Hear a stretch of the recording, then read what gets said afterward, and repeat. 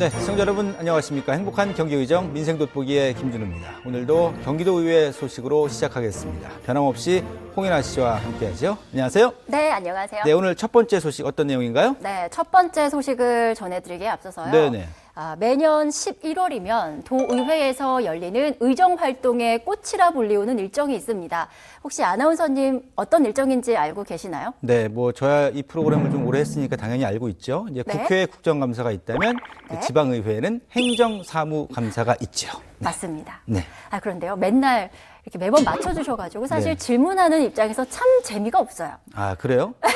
좀 쉽게 문제를 내주시니까 제가 잘 맞히는 거 좀 아닐까요? 틀려주세요. 네, 틀릴 수 있는 문제를 주세요. 다음부터는 그러면. 네. 네, 알겠습니다. 아무튼 맞습니다. 네. 자, 오늘 전해드릴 첫 번째 소식은요, 바로 행정사무감사와 관련된 소식 맞고요. 경기도의회가 2021년도 행정사무감사에 도민의 참여와 소통을 위해서 도민제보 창구를 운영한다는 소식입니다. 네, 결국 도민들의 의견을 잘 수렴해 보겠다 이런 의도라고 볼 수 있겠죠? 네, 그렇습니다. 경기도의회 2021년도 행정사무감사는요, 11월 5일부터 11월 18일까지 열리게 되는데요.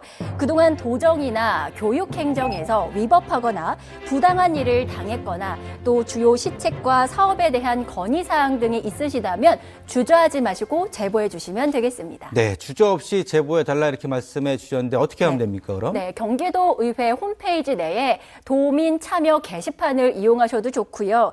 방문 및 우편 접수 또는 경기도의회 시군 지역 상담소를 이용해서 접수하실 수도 있겠습니다. 네. 경기도나 이 도교육청이 더 긴장을 바짝 해야 될 것 같다는 생각이 들고요. 어쨌든 도민이 제공하는 현장의 목소리를 잘 반영해 보겠다 이런 의도로 생각이 되고 적극적으로 좀 잘 참여해 주시기를 부탁을 드립니다. 다음 소식은요? 네, 다음 소식은요. 경기도의회의 웹 드라마인 정의로운 의원 생활이 본격적인 제작에 돌입했다는 소식입니다. 현재 촬영에 한창 진행 중이라고 하는데요. 정의로운 의원 생활은 도의회를 배경으로 초등학교 동창생인 4명의 친구들이 각자의 삶을 살다 이후 도의원이 돼 다시 만나는 이야기로 젊은 남녀 4명의 희노애락을 담은 웹 드라마입니다. 주인공에는 이미 TV 드라마로 시청자들에게 눈도장을 찍은 배우 강희 씨와 웹 드라마계의 여신이라 불리우는 유혜인 씨 등이 캐스팅됐습니다. 경기도의회는 이미 지난해 사랑하면 조래 라는 웹 드라마를 통해 새로운 방식의 의정 홍보를 시작한 바 있는데요. 웹 드라마라는 형식을 통해 TV보다는 유튜브로 드라마를 시청하는 젊은 층을 겨냥, 정치에 대한 관심과 도의원에 대한 공감대를 형성하겠다는 의지도 전했습니다. 한편 정의로운 의원 생활은 오는 11월 15일 도의회 유튜브 채널을 통해 공개될 예정이라고 합니다. 네.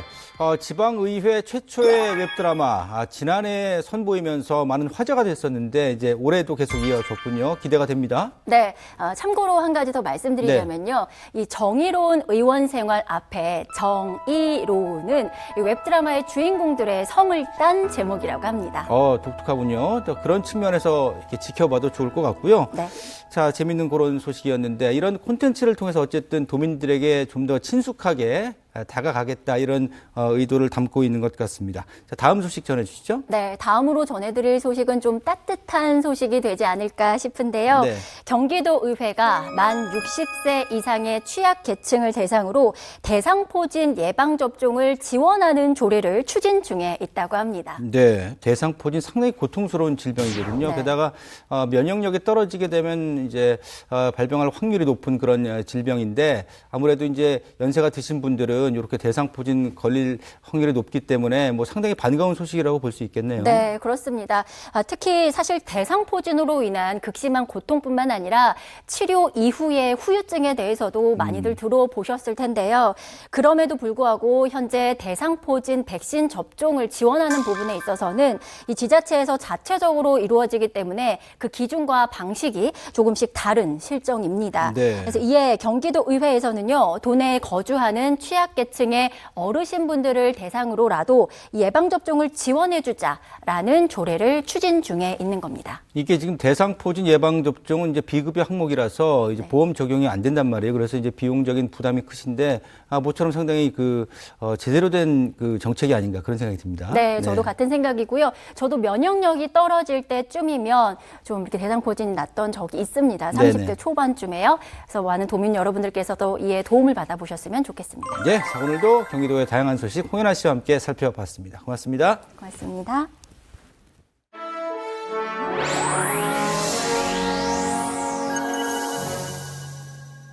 네, 행복한 경기도를 위해 다양한 이슈와 현안을 들여다보는 민생 돋보기. 이번 시간은 경기도 31개 시군의 지역 현안과 관심사들을 도의원의 목소리를 통해서 직접 들어보는 의원 발언대 시간입니다. 오늘은 어떤 제언이 올라와 있는지 먼저 화면을 통해서 확인해 보시죠. 2020년 소방공무원이 국가직으로 전환되었다. 이로써 우리의 소방은 국가 단위의 총력 대응 체계를 구축하고 과학적이고 선제적인 예방, 그리고 국민 모두 공평한 소방 서비스를 받을 수 있게 되었다. 하지만 아직도 현장의 상황은 열악하고 특히 경기도의 경우 예산과 인력 면에서 심각한 상황이 계속되고 있다. 이에 전문가들은 소방 인력의 충원, 소방 장비의 교체 등 다양한 개선 방안을 내놓고 있다.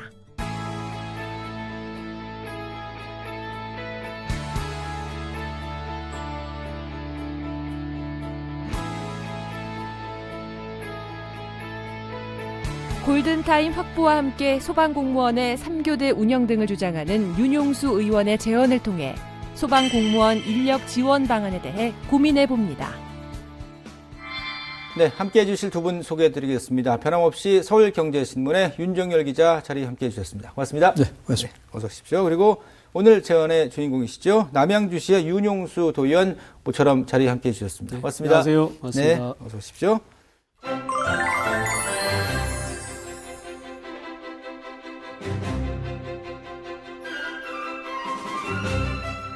오늘 주제는 소방공무원 인력 지원 방안을 포함해서 전반적인 소방력 강화 방안에 대해서 짚어보도록 할 텐데요.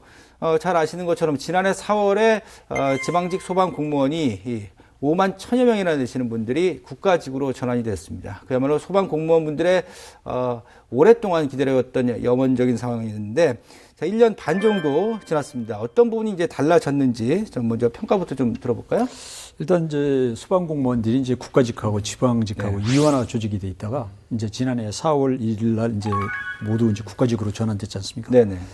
국가직으로 개인적 신분은 바뀌었는데 사실 뭐 생활하는 거는 별 차이가 없습니다. 왜냐하면 신분은 국가직이지만은 공무원이 인사나 예산을 담당하는 것은 광역지자체단체 장이거든요. 네네. 그러다 보니까 큰 뭐 변화는 없다고 볼 수 있고요. 다만 이제 실무에 들어가서는 크게 많은 것이 변화가 있습니다. 그것이 이제 제일 중요한 것이 이제 출동령이거든요. 그동안에는 이제 공무원들이 지방 공무원들의 광역이 있다 보니까 경계선상에 어떤 대형 화재나 이런 게 발생하게 되면 관할 문제로 인해서 출동이 좀 지연됩니다. 예. 근데 국가에서 어떤 소방방재청에서 어떤 명령을 내리게 되면 신속한 출동령이 이루어질 수 있거든요. 그래서 이제 거기에 대한 큰 어떤 변화가 왔고요. 서비스 질도 굉장히 좋아졌다. 이렇게 네. 평가하고 있습니다. 전반적으로 좀 어쨌든 나아지긴 했습니다. 실무적으로는. 그런데 현장에서는 아무래도 조금 다른 얘기가 나올 수도 있을 것 같아요. 아까 말씀하신 뭐 인사와 예산 부분에 대한 아쉬움도 있을 것이고. 자, 현장의 평가는 좀 어떻게 나오고 있습니까? 국가직화되면서 이제 네. 인사와 예산에 이제 좀 도움이 될 것이다 이렇게 이제 보고 있고요. 그런데 현재 이제 현장에서는 딱히 변화를 지금 감지를 못하고 있다. 왜 그러냐면 국가의 어떤 재정이 바로 투입이 돼서 지금 효과가 이제 나타나지 않고 있고, 그 이제 장기간에 걸쳐 보면 이제 효과성이 좀 나오겠죠. 그러나 이제 심적인 기대감은 좀 있는 것 같습니다. 현장에서 어떤 국가직으로 전환됨으로 인한 어떤 자부심, 또 그동안 국가직이 되기 위해서 많은 염원을 해왔지 않습니까? 네네. 그것이 실현됐다라는 어떤 만족감 이런 것들이 좀 있고요.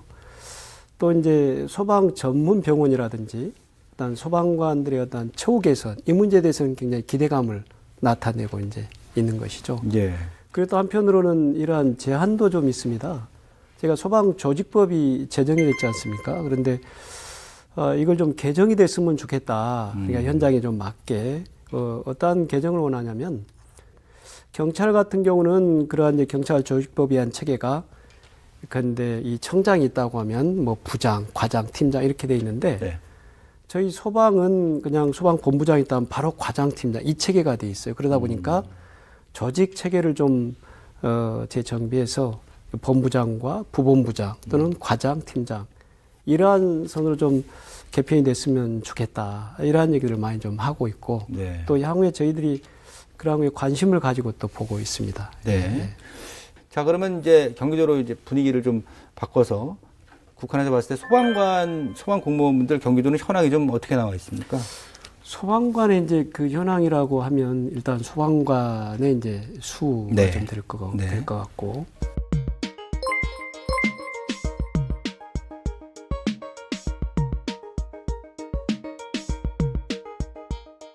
그러나 저희가 이제 인력 충원 문제에 실질적인 그런 관심을 가지고 있는 분야는 소방관의 숫자인 거죠. 네네. 네. 도에서도 이제 2019년부터 쭉 인력 충원을 해왔는데 2019년에 743명, 43명, 네. 2020년에 이제 744명, 2021년에 이제 625명 이렇게 전체적으로 보면 한 2,112명을 중원을 해왔습니다. 3년 동안. 네. 그리고 또 2024년까지의 계획이 1,800명을 더 충원하겠다. 이렇게 되면 꽤 많은 인력 확보가 되고 4조 3교대는 이제 가지 않을까 그런 좀 기대를 하고 있습니다. 예, 예. 자, 이제 경기도 같은 경우는 잘 아시겠습니다만 수도권 쏠림 현상이 워낙에 인구 비중이 높다 보니까 역시 타 지역에 비해서 신고 건수도 매우 많습니다. 특히 수원 같은 경우는 1분기에 출동 건수가 전국 최다라고 하는데 이게 지역 특성을 좀 고려한 운영, 인력을 비롯해서 이게 필요하다라는 지적이 상당히 많거든요. 어떻게 볼 수 있을까요? 이 경기도 그 소방재난본부가 이제 네. 올해 상반기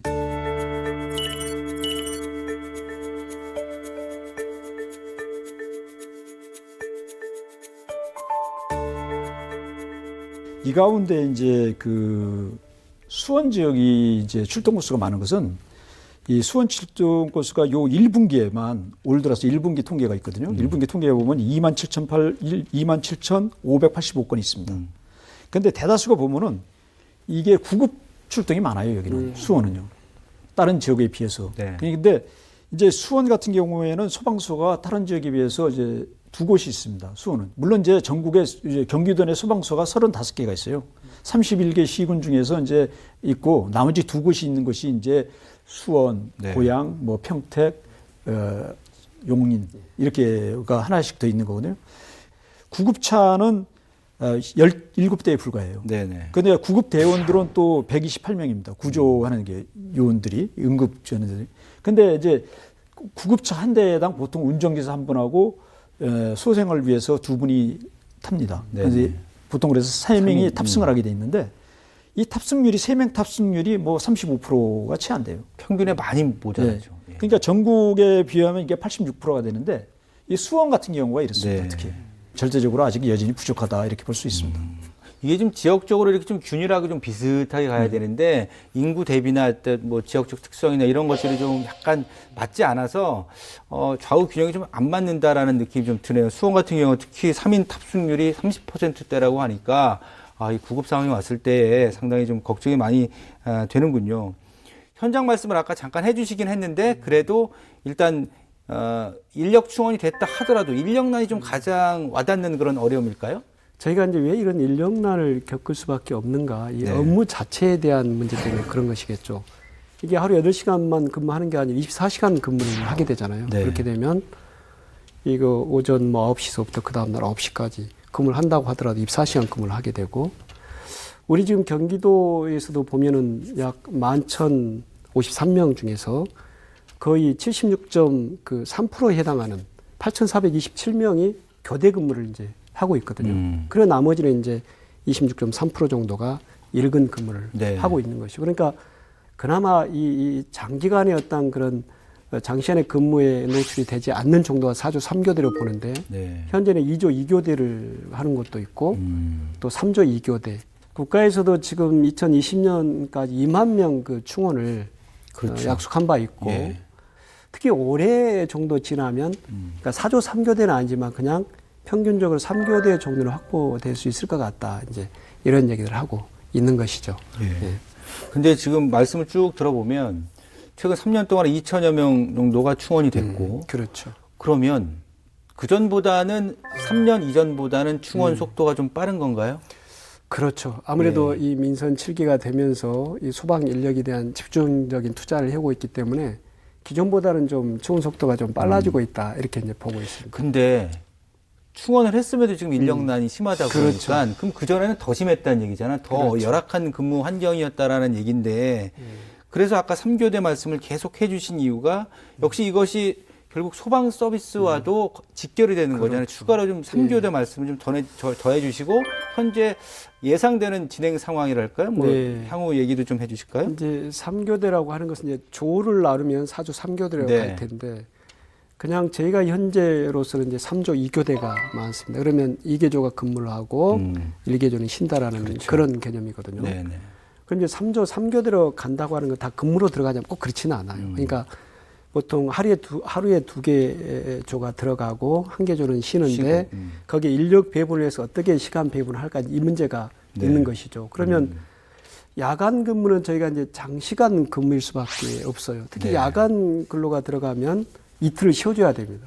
그러니까 야간 근로는 피로도를 좀 누적시키고 또 어떤 건강장애를 발생할 수 그럼요. 있기 때문에 네. 예, 그래서 이틀 정도를 쉬어줘야 되는 현재는 좀 부족하다라는 거죠. 그래서 4조 3교대라든지 또는 4조 2교대의 말이 나오고 있고 또 경찰에서도 실제 근무가 유사하거든요. 예. 그러다 보니까 경찰은 이미 그러한 교대제를 현재 시행을 하고 있다. 자, 그러면 아까 국가적으로 이제 2만 명 충원 계획을 밝혔을 때 진행이 잘 되면 이제 3교대가 좀 안정적으로 간다? 아니면 더 필요하다? 어떻게 볼까요? 저는 더 필요하다고 더 필요하다. 어느 정도 예. 필요한 겁니까? 제 경기도만 볼 때는 현재는 2024년까지 1,800명을 충원한다고 하는 것은 부족한 만큼의 숫자를 충원한다는 네, 얘기거든요. 네. 그러면 2024년까지로 볼 때 지금의 입장에서는 뭐 정확하게 나오지 않았습니다만은 그때 최소한 1,800명이 돼야만 그래도 좀 그나마. 그렇게 그나마 충원하지 않을까 이런 관점에서 이제 보는 겁니다. 예, 그래서 예. 1,800명 정도를 더 충원하겠다 이런 얘기가 나오고 있는 것이죠. 결국에는 지금 경기도 특히 수도권의 신도시가 자꾸 늘고 대단지가 늘면 인구수가 계속 늘잖아요. 거기에 맞춰서 소방 인력도 네. 소방서도 그렇고 이렇게 좀 같이 보조를 맞춰야 되는 것이 아닌가 이런 생각이 들고요. 자, 그리고 이제 장비 문제 안 할 수가 없어요. 인력 얘기를 많이 좀 오래 했는데 장비도 뭐 이렇게 이번에 국가직 하면서 좀 교체할 거 교체하고 이렇게 투입이 된 것 같은데 이 장비 문제도 좀 더 속도를 내야 될 것 같다는 생각이 들거든요. 네. 근데 이제 개인 장비라든가 장비 문제는 사실 경기도는 여타 지역에 비해서 굉장히 예산이 풍족하기 때문에 괜찮은 그 편이군요. 문제는 네. 별다른 없다는 것이 그 여러 제가 이제 소방관들한테 물어봤거든요. 네네. 그랬더니 뭐 장비 문제는 이제는 문제 없다는 거고요. 다만 이제 아까 윤 의원님이 말씀하신 대로 인력이 이게 절대적으로 여전히 부족하다 이런 목소리를 내고 있습니다. 경기도뿐만 아니라 국가에서 지금 연차적으로 2만 명을 충원하고 있다지만은 여전히 정원에도 못 비치는 인력 충원을 갖고는 좋은 서비스 질이 나올 수 없거든요. 또 제때 어떤 7분 어떤 출동도 그건 사실 불가능한 거고. 예. 그래서 인력 충원이 좀 제때 좀 아직까지는 좀 필요하다 이렇게 봅니다. 소방서 확충 이게 말처럼 좀 쉽지는 않을 텐데 어떻게 볼 수 있을까요? 소방서 확충은 좀 필요하죠. 그런데 이제 저는 이 꼭 소방서가 이제 신도시가 만들어져서 소방서가 필요한 거는 소방서를 만드는 게 답인데 저는 그러지 않다고 하면 좀 시스템 개선을 해줘야 되겠다. 저는 그런 생각을 합니다. 그게 뭐냐면 근데 대도시와 농촌이 다르고 또 일반적인 접경지 같은 경우는 또 어떠한 그 화재 형태가 좀 다르거든요. 그렇죠. 산불이 잘 발생하는 군부대가 있고 네네. 이렇기 때문에 제가 대도시 같은 경우는 긴급 차량 우선 그 시스템 이거는 차량이 지나가면서 신호를 이제 조정할 수 있는 것이죠. 네. 그러면 신호등 저희가 30초만 기다리고 있어도 굉장히 급할 때는 이 마음이 얼마나 조마조마합니까? 그런데 그거를 단축시킬 수 있다고 하면 굉장히 좋은 그게 시스템이다. 그렇다고 하면 그만큼 현장에 빨리 도달할 수 있는 그런 시간이 이제 되겠죠. 근데 저희 도가 이제 꾸준히 그걸 이제 시행을 해오고 있고 약 31개 시군에서 좀 20개를 이제 했습니다. 물론 20개 시군에서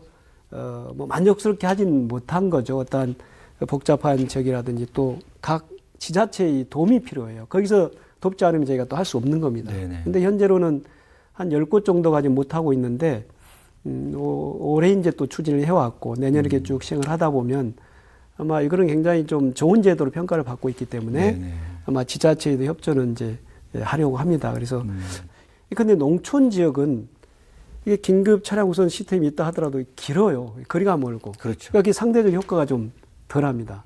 그런데 이 골목들이 또 농촌은 이게 좁아요. 그러다 보면 출동을 했는데 대형 차량이 가다가 접근이 들어가지 안 되고. 못하는, 접근을 네네. 못하는 겁니다. 그러면 어떤 소형 그 소방차라든지 그렇죠. 또는 미니 펌프카라든지 또 이런 것들이 좀 필요할 거고 저희가 일반적으로 봤을 때는 이러한 7분에 대한 골든타임을 반드시 좀 확보를 해야겠다. 그럴 때 또 적게 화재 진압을 할 수 있는 그런 시간이다. 이렇게 보고 있습니다. 예. 자, 오늘 소방 관련해서 아주 중요한 그 현장 상황도 좀 들어보고 생생한 말씀을 많이 해주셨는데 역시 가장 중요한 건 국민의 안전과 생명이 직결된다라는 거거든요. 이 소방 분야는 그만큼 그 종사하시는 분들의 어떤 처우라든가 근무 환경이 중요합니다. 자, 개선할 부분 뭐 얘기를 많이 했거든요. 유 기자님께서는 어떻게 좀 정리를 해주시겠어요? 제가 생각할 때는 이제 시민의식이 가장 중요하고 빨리 네네. 바뀌어야 된다 하는 게 가장 중요한데 예, 왜 그러냐면 아까 윤 의원님 말씀하신 대로 이제 출동 시간을 제때 하려면은 사실 요즘 교통이 체증이 말이 안 되지 않습니다. 낮 시간대는 교통 체증, 그다음에 밤에는 주차난, 그거든요. 그래서 이런 것들은 다 시민 의식에서 비롯되거든요. 세우지 말아야 될 공간에 주차를 하면 안 되는데 그렇죠. 아파트 단지에도 예. 소방차가 세웠을 자리에 그냥 주차를 해놓고 있고 또 호수를 끌어다 쓸 곳에 또 주차를 해놓고 네네. 그래서 이런 어떤 시민 의식이 좀 가장 먼저 우리가 좀 바뀌어야 된다는 것을 말씀드리고요. 우리 뭐 마지막으로 윤 의원님께서 아주 전문적인 식견 많이 드러내주셨는데 마지막 제언과 활동 계획 좀 들어볼까요? 네. 네.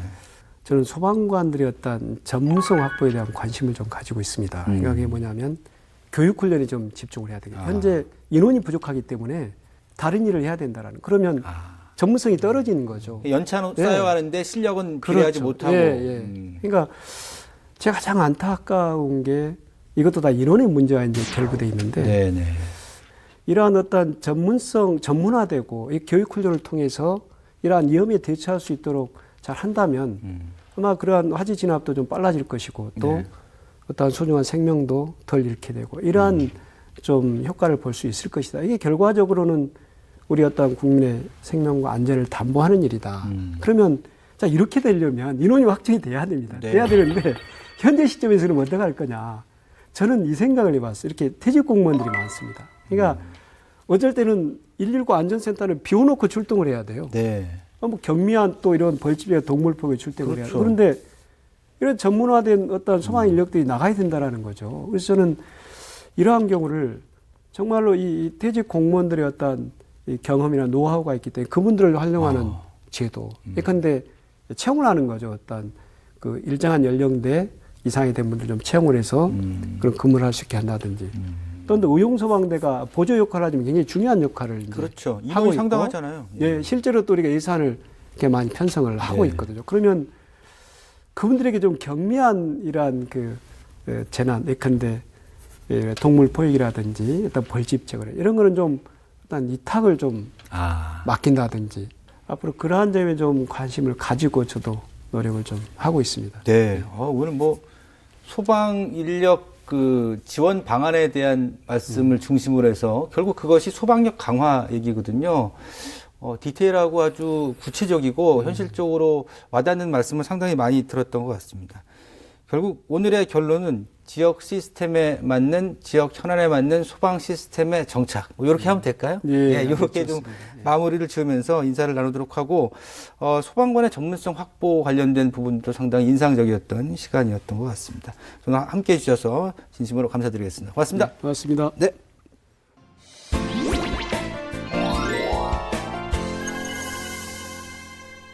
네, 행복한 경기유정 민생 돋보기. 이번 시간은 이슈 토론 시간입니다. 오늘 함께할 이슈는 코로나19를 맞으면서 상당히 어려움을 겪고 있는 소상공인분들, 자영업자분들 많으시죠? 오늘 골목 상권 활성화 방안에 대해서 말씀을 좀 나눠볼까 합니다. 함께해 주실 분 소개해드리죠. 모처럼 나오셨습니다. 김포시의 신민자 도의원 나오셨습니다. 안녕하세요. 네, 안녕하세요. 네, 반갑습니다. 네.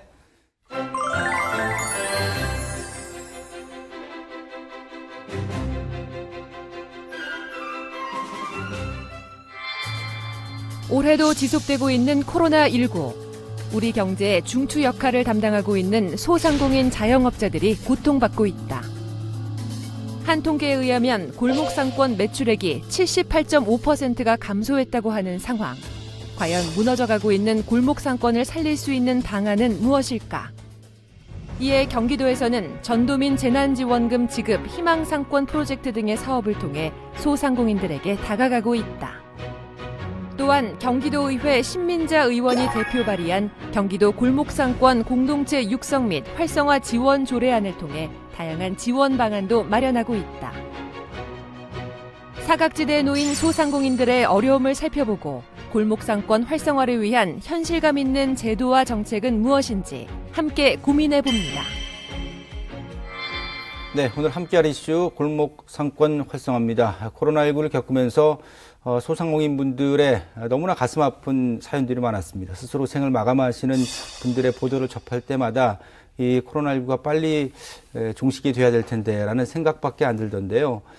신미자님께서는 이제 지역 이렇게 살펴보시면서 어떤 좀 주변의 소상공인분들 가슴 아픈 이야기들 많이 하시던가요?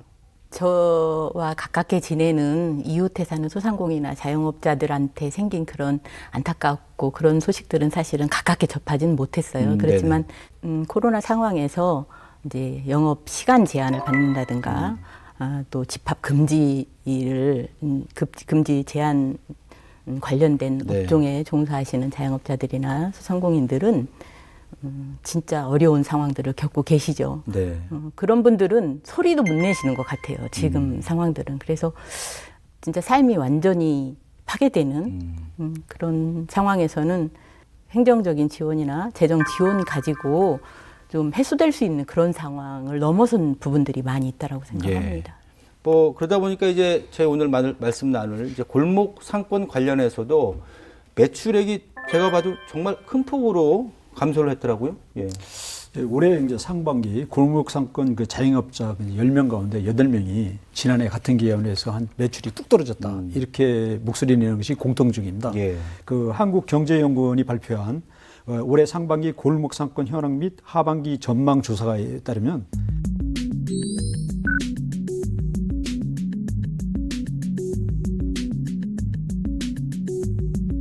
그리고 이러한 이것들 매출 감소 요인은 코로나가 3년차가 되다 보니까 이 코로나의 영향이 한 58%를 좀 차지하고 있고요.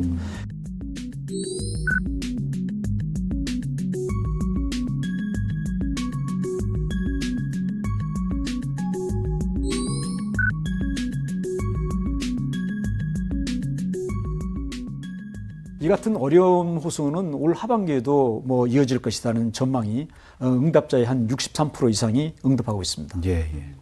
자, 어쨌든 뭐 정부는 여러 차례 걸쳐서 또 재난지원금을 지급을 했고 이제 최근의 상황을 봤을 때는 이제 경기도가 전 도민에게 지급을 하겠다 이렇게 얘기를 했죠. 맞아요. 또 심 의원께서는 등록 외국인에게도 지급을 해야 된다 이런 주장을 하셨더라고요. 네, 제가 의회에서 이번에 차기 예결위원으로도 활동을 하게 됐어요. 근데 이제 모두 알다시피 중앙정부에서 지급하는 전 국민 상생 재난 지원금 같은 경우에 88%까지만 주고 상위 소득 12%는 안 준다고 그랬는데 경기도는 따져보니까 이게 아마 지자체들에 따라서 조금씩 비율이 다를 건데 18% 정도가 소득 수준으로 그러니까 국민건강보험 기준으로 소득 수준 상위 18% 그 분들이 해당이 됐어요. 근데 이제 경기도는 이제 정책적으로 전 도민 재난 지원금, 전 도민 어쩌면 기본소득 이런 개념으로 전 도민에게 주기로 했고 중앙에서 중앙정부가 지급하는 상생 지원금에서는 외국인들 중에서요. 이제 예산을 심의하다 보니까 외국인들 중에서 결혼 이민자하고 등록돼 있는 외국인에 한정을 했더라고요. 얼마 안 되잖아요. 네. 그러다 보니 이제 사각지대가 분명히 생겼고 다행스럽게 우리 경기도 같은 경우에 이제 외국인이지만 거주하고 있고 경기도에 주거지를 두고 있고 국민건강보험을 납부하는 대상이 2만 명이더라고요. 외국인 중에서 2만 명이 중앙에서 제외된 외국인 2만 명이 똑같이 25만 원씩 1인당 지원을 받을 수 있는 그런 환경이 됐습니다. 진짜 좀 어깨가 으쓱해지는 부분이었어요. 이런 네네. 부분은 경기도민으로서 또 예산을 심의하는 의원으로서 함께 어려움을 겪는 더 진짜 안 좋은 열악한 환경들에서 대개는 일을 하시는 외국인들한테도 이런 재난지원금을 같이 받을 수 있다는데 좀 어깨 으쓱했습니다, 사실은. 네네. 네. 수고 많으셨습니다.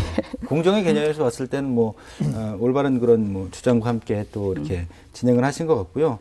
자, 그리고 이제 몇 차례 재난지원금이 이렇게 집행이 되고 또 이것이 과연 경기 활성화에 얼마나 효과가 있을까 이런 카드사 연계에서 이렇게 통계도 많이 나왔었죠. 보통은 이제 한 수령을 하고 나서 3주 정도에 대략 한 70% 가까이 이렇게 사용을 한다더라 이런 통계도 있던데 자, 이번 같은 경우는 좀 어느 정도 효과가 있다고 보십니까? 일단 이제 정부가 이제 시민 말씀하신 정부 82%전 국민의 네. 이제 재난금이 그게 한 11조 정도가 풀리게 됩니다. 그렇죠. 그리고 이제 경기도 같은 경우에는 원래는 이제 12% 정도가 돼야 되는데 아마 고소득자가 좀 많아서 분포하고 있으니까 18% 정도가 되는데 보니까 그 돈이 한 6,348억 정도 되거든요. 네. 그러니까 1조 한 7천억 가까이 된 이제 11조 한 7천억 가까이 드는 돈이죠. 그 돈이 이제 시중에 풀리다 보니까 그러는데 사용처 자체도 보면은 지역에 대한 골목 상권이라든가 지역의 어떤 활성화 정책에 부응할 수 있는 그런 승수 효과는 분명히 있을 것이다 네. 보고요. 물론 이제 지난해 이제 경기연구원이 재난지원금을 줬을 때 효과를 갖다가 분석한 적이 있습니다. 네네. 그런데 보면 이제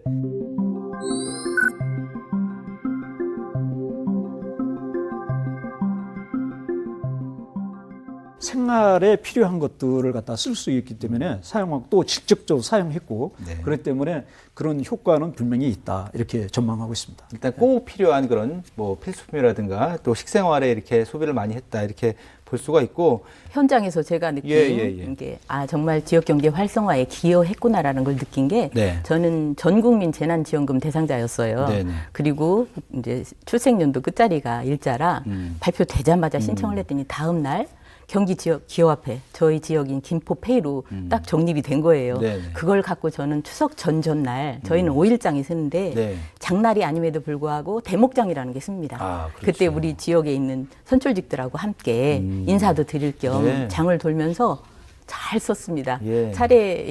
차례상에 올릴 식품들 구입하는데 아주 유용하게 잘 썼고 네. 그 경제 활성화에 지역 경제 활성화에 기여했다라고 생각됩니다. 활성화 분위기 체감도 하시고 네. 또 추석 차례상 또 보시고 네. 장도 보시고 네. 일석이조 예 맞습니다. 그렇군요. 자 그렇게 지금 또 김포 지역구에서 이 골목 상권 활성화를 위해서 노력을 상당히 많이 하시더라고요. 또 다양한 사업을 이렇게 추진하고 있다고 해서 화제가 되고 있던데 요거 내용 좀 소개해 주실까요? 네, 이게 간단하게 소개를 하면 네. 이게 제가 지역에서 그 골목상권 활성화 관련된 사업들을 하고 있는 것 중에 하나가 이제 일정 기간이 지나면 그 상인회라든가 골목상권 조직한 상인회들이 이제 경기도가 공모하는 사업들에 공모할 수 있는 자격들이 주어집니다. 마침 저희 지역에 이제 자격을 갖춘 상인회들이 함께 상인회하고 이제 골목상가 번영회하고 함께 프로젝트 사업에 응모를 했는데 그 경기도의 그 프로젝트 명이 희망상권 프로젝트예요. 네. 희망상권을 조성하는 거기에 해병대들 군인 가족들을 중심으로 한 그 추억 어린 역사 깊은 그런 상권이 조성돼 나름의 네. 상권이 조성된 곳이 있습니다. 그곳에 이번에 이제 해병대들과 함께 네. 이제 추억의 길을 만드는 그런 골목상권 활성화 사업을 하고 있고 예, 방역 물품도 전달하고 정담회도 하면서 그 현장에 있는 목소리도 좀 듣고 애로사항도 해결하고 들어드리고 그러는 기회들이 있었죠. 예. 네. 그렇군요. 네. 지역 특성을 잘 활용한 그런 사업 중에 하나다 이렇게 네. 보시면 될 것 같네요. 자 그런데 이제 각종 지원이 필요한 분들이 바로 이 소상공인 분들이고 골목 상권에 계신 분들인데 이게 지금 개별 소상공인 분들은 이제 골목 상권을 형성하는 이런 분들 같은 경우는 지원에 사각지대에 놓였다 이런 얘기가 좀 있더라고요. 어떤 이유 때문인가요? 이게 현행법 때문에 그렇습니다. 예. 왜냐하면 이제 그 현행법에 보면 전통시장 및 상점가 육성에 위한 특별법이 있습니다. 이 법에 보면은 전통시장과 상점가라는 정의가 돼 있으면서 그 법에 따라서 전통시장이나 상점가를 지원해 주겠습니다. 예, 그런데 예. 아까 말씀드린 대로 사각지대에 놓인 분은 여기 혜택이 안 됩니다. 네. 그러면 전통시장의 그 정의에 그 포함되어 있는 전통시장이 뭐냐 예. 이렇게 알아볼 필요가 있지 않습니까? 네. 그런데 전통시장이라는 것은 그 면적이 1000제곱미터가 돼야 돼요. 일단 규모가. 그러면서 도소매업 또는 용역업 점포가 50개 이상이 이렇게 밀집해서. 있어야 됩니다. 네네. 있으면서도 50% 이상이 도소매업을 영업을 하는 직접 물건을 파는 장사하는 사람들이 있어야 됩니다. 네. 그런 요건이 갖춰져야 되고요. 또한 상장가는 그 면적이 1000제곱미터만 하면 됩니다. 그리고 그 역시 상장가는 30곳이 있어야 되는데 예, 예. 역시 이 30곳 중에서도 도소매업 직접 물건을 파는 게 50%를 절반. 점유해야 된다. 근데 예. 이것은 법에 나온 대로 이렇게 지원을 해주도록 가능한데 아까 이 법에 사각지대에 없던 것은 이 법에 없으니까 조례로서 만드는 겁니다. 맞아요. 심의원 같이. 네. 예, 네? 예. 이번 이렇게 조례를 만들어 가지고 그래서 이제 보통 보면 이게 골목형 상점가라는 그런 조례를 만듭니다. 그 조례를 만들어 갖고 이 조례에 보통 보게 되면은 지역구 면적이 한 2,000제곱미터 정도를 이렇게 해가지고 왜냐하면 이 빠지는 부분이니까 폭넓게 좀 더 가입을 좀 시켜주기 위한 거죠. 예. 네? 그래서 이러한 것을 조례로서 운영할 수밖에 없다는 것을 말씀드릴 수 있습니다. 네, 조례 말씀하셨으니까 이제 심의원님께서 작년에 이제 발의하시고 연말에 이렇게 시행이 됐더라고요. 말일날. 맞습니다. 예, 네. 그래서 경기도 골목 상권 공동체 육성 및 활성화 지원 조례안. 좀 깁니다. 자, 내용을 좀 약간 덧붙여서 말씀을 해주실까요? 우리 윤 기자님이 지금 설명해 주신 것처럼 상위법들이 있는데 네, 그렇죠. 그 상위법에 사각이 있었습니다. 그러니까 이제 전통시장 그렇게 우리가 일반적으로 전통시장이라고 얘기를 하면 31개 경기도 시군에 거의 다 있어요. 중심가에 네. 있는데 그 상가들 형태가 상시 열려있는 상설시장 형태를 띠고 있습니다. 네네. 50개 이상 점포들이 행정 재정적으로 지원할 수 있는 그런 유리함이 있어요.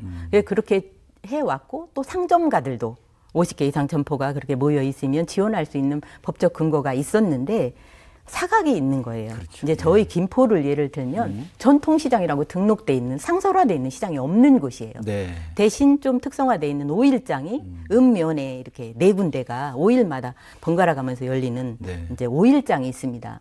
그래서 제가 의회에 들어가 보니까 김포 같은 경우에 행재정적인 지원을 받을 수 있는 여건이 안 돼 있는 거예요. 네, 네. 그래서 관련된 조례를 만들어서 그 사각을 메워보자고 만든 게 경기도 골목상권 공동체 육성 및 활성화 지원 조례입니다. 네, 네. 그래서 아까 말씀하신 것처럼 이제 일정한 면적 안에 있는 30개 상점 대표들이 모여서 조직을 해서 상인회를 한 1년 정도 이렇게 운영을 하면 처음에는 조직을 하고 그다음에 이제 성장을 지원하고 그다음에 사업도 할 수 있도록 단계별로 행재정적인 지원을 받을 수 있는 근거를 만들었지요. 그렇게 한 게 저희 이제 김포시도 6개 골목상권 조직화를 했습니다. 네네. 그래서 그들과 함께 지금 이제 열심히 이런 어려운 상황에서 어떻게 하면 함께 좀 어깨 두들겨 주면서 갈 수 있을까라는 그런 고민들을 하고 일정한 굉장히들 좋아하십니다. 예. 정말 고마워하시고 다행입니다. 네, 저도 예. 보람을 느끼고 그렇습니다. 예. 자, 이 조례안이 뭐 상당히 뭐 의미가 있고 이제 신민자 의원께서도 상당히 자부심을 느끼고 계신데 자, 어떻게 좀 평가할 수 있을까요? 네. 일단 뭐 아까 심 의원님께서 네. 조례 내용은 상세히 말씀해 주셨고요. 그런데 어쨌든 간에 이게 이제 제도권 내에서 이제 그동안 지원을 받지 못한 어떤 상점가 내지는 소상공인이지 않습니까? 그러니까 이분들에 대해서 정부나 경기도가 지원을 해주고 싶어도 법에 따라다 보니까 이 지원할 데가 없었어요. 근데 이제 처음 이 조례를 만들었다는데 높이 네. 이제 평가를 하고요. 그다음에 이 조례에 따라서 앞으로 이제 조직화가 더 강화가 될 겁니다. 그러다 그렇죠. 보면 아마 지원 혜택이 폭넓게 이루어질 거라고 봅니다. 네. 자, 어쨌든 뭐 이 신민자 의원께서 대표 발의하신 이 조례를 근거로 해서 경기도만 봤을 때는 상당히 좀 숨통이 튀었다 이렇게 볼 수가 있는데 그래도 좀 부족한 부분이 있을 겁니다. 골목 상권 활성화를 위해서 좀 어떤 방향으로 좀 앞으로 지원도 되고 좀 방향성을 잡아야 될지 어떤 부분에 대한 어떤 고민이 더 필요할까요? 조직화를 위해서 경기도가 시행하는 게 매니저 사업을 운영하고 있지 않습니까? 네네. 그러니까 매니저 사업을 이제 지금은 이제 4개 권역에서 8개 사무소를 설치해 가지고 네. 소위 말해서 전문가라는 분들이 두세 분들이 근무를 하면서 이제 조직을 도움도 지원도 해주고 어떤 사업에 어떤 조언도 해준다. 근데 물론 이분들이 이제 전문성을 뭐 낮게 평가할 건 아니지만은 좀 더 이분들이 전문성을 좀 더 효율성 있게 할 수 있도록 하기 위해서는 좀 교육도 필요하고 네. 지도 감독도 좀 필요하고 아마 이 부분에 대한 좀 역점을 둬야 되지 않을까 네, 생각합니다. 너무 지적을 잘 해주셨는데 네. 골목 조직화 사업도 그렇고 이제 상인분들은 당신들 사업하기에 바쁘잖아요. 그리고 경기도에서 뭔가 지원 정책이라든가 이런 걸 공모해도 행정적으로 그걸 수행할 수 있는 능력이나 이런 게 경험이나 이런 게 없으신 거예요. 네. 그래서 시장상권진흥원을 통해서 매니저들을 육성해서 아까 말씀드린 것처럼 시장상권진흥원에는 권역별로 4개 센터가 있습니다. 이렇게 센터들에서 매니저를 일정 기간 동안 우수하셔요. 네. 이제 능력들이. 그다음에 이제 공모 사업들도 이제 공모할 수 있도록 그런 사업들 매니저를 통해서 하고 네. 있습니다. 예. 예. 오늘 그 두 분의 티키타카가 상당히 좋은데요. 이심전심 아주 그 토크가 원활하게 물 흐르듯이 흘러가는 것 같습니다. 자, 심의원님께서 모처럼 나오셔서 이제 골목 상권 관련해서 아주 의미 있는 조례안에 대해서도 설명을 해주시고 이후의 내용도 좀 짚어주셨거든요. 자, 오늘 관련된 주제로 마지막 제언과 또 활동 계획 한번 들어보도록 하겠습니다. 네. 제가 이제 여기 출연하기 전에 네. 여기에 관련된 분들을 몇 분 통화를 했어요. 네. 우리 소상공인 지원 과장님께 아까 말씀드린 그 외국인 지원 관련돼서 계획대로 잘 진행될 수 있도록 해주셨으면 좋겠다고 당부도 드리고 그 확인도 했고요. 아까 제 해병대 추억의 길 만드는 그 사업을 하시는 분들께도 제가 전화를 드려서 네. 무엇이 애로우냐 물어보니까 읍사무소를 중심으로 형성돼 있는 이제 골목 상권인 거죠. 네. 근데 읍사무소가 이전 계획이 있는 거예요.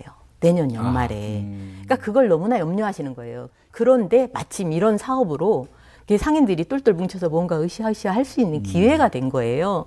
그래서 너무 적절하게 이 사업이 참 잘 배정됐다라는 이야기를 했고 굉장히 고마워하시면서 이런 어려움을 함께 겪을 수 있는 기회를 준 것에 고마워하시더라고요. 네네. 네. 그래서 이 사업이 원만하게 잘 해결돼서 다른 지역에서도 좀 희망을 가질 수 있는 그런 사업으로 됐으면 좋겠다는 네. 생각합니다. 그렇죠. 뭐 이제 가만히 있어서 되는 건 없겠죠. 이제 같은 뜻을 가진 분들이 의기투합해서 하나의 사업을 만들고 또 그럴 때 민관의 협력을 통해서 또 도의원의 어떤 역할도 있을 것이고 관련된 모든 분들의 노력이 필요하다 이런 생각이 들고요. 자, 코로나19로 이제 소상공인 분들이 상당히 어려운데 이렇게 좀 노력하는 모습을 통해서 또 사각지대 없는 정책의 어떤 실현을 통해서 좀 나아지는 모습을 보여줄 수 있었으면 좋겠습니다. 자, 오늘 함께해 주셔서 구견 주신 두 분께 감사 말씀드리겠습니다. 고맙습니다. 고맙습니다. 네, 고맙습니다.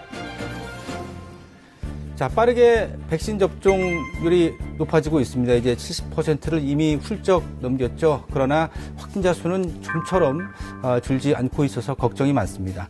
좀 오랜 기간, 장기간 지치셨겠습니다만 그래도 정부의 어떤 방침 잘 추이 지켜보시고 방역 수칙도 꼼꼼하게 잘 지켜주시면 좋을 것 같습니다. 저는 다음 주에 새로운 주제로 다시 인사드리죠. 여러분 고맙습니다.